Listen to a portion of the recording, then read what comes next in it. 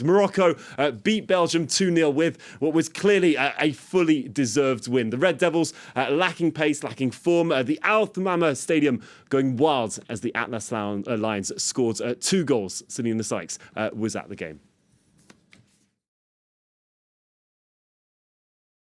What an exploit for Morocco against the 2018 semi-finalists. So with 2 late goals for the Atlas Lions. The Atlas Lions staying well organised and happy to sit back in defence in the first half. The Belgians looked frustrated. They had far more possession in the first half, but failed to have any real concrete chances and failed to find their way through a very well organised Moroccan defence. A sea of Morocco fans provided an absolutely remarkable atmosphere at Al Thamama Stadium. They whistled every time the Belgians had the ball in the first half. The Belgians most looked dangerous through set pieces by Kevin De Bruyne, but failed to have anything concrete in the first half. It was a free kick from Morocco that provided the best chance. Hakim Ziyech and the whole stadium thought he had scored, but it was ruled out for offside. The game opened up in the second half. The Moroccans looking far more threatening, and it paid off. They got their first goal in the 73rd minute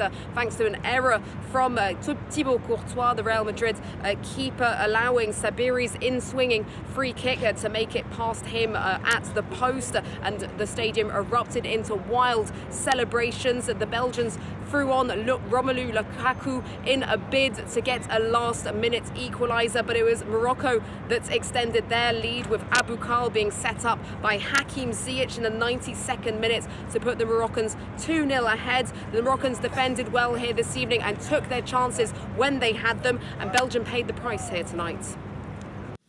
Karim, Belgium scraping past Canada in their first game.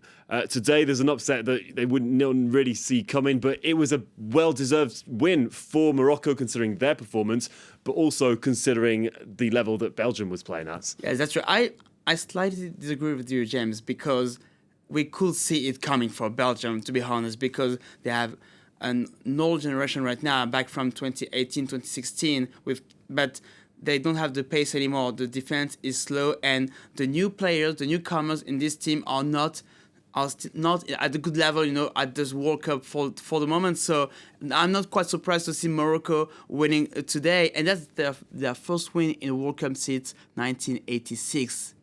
Can you imagine that? A long way back. A long time ago. And that was result for Morocco because Walid Regragui... Did they not have a win in the World Cup as well in 98?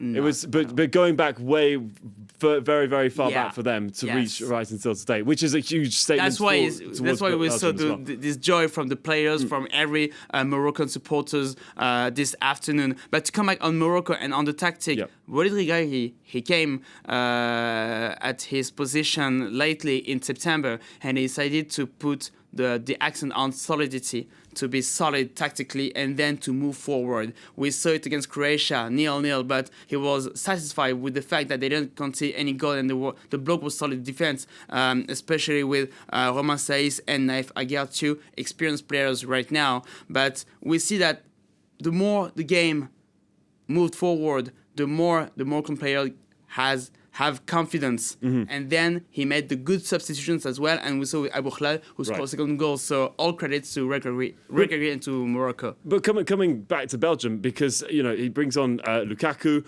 we have De Bruyne on there, of course, but we're not. I don't find that we're seeing these players shine in the same way as they do with their clubs. De Bruyne, not really. We haven't seen the magic from him that we see him in the Premier League at Manchester City, not coming together, as we were kind of saying earlier on in the opening of the show, players not quite playing in the same way for their national teams as they do when they're in their leagues back home.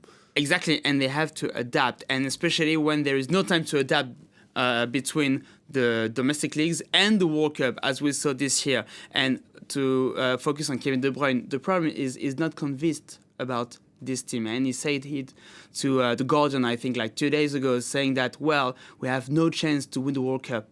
How can you have a mentality of winning if you say that kind of words in a newspaper 2 days before a game?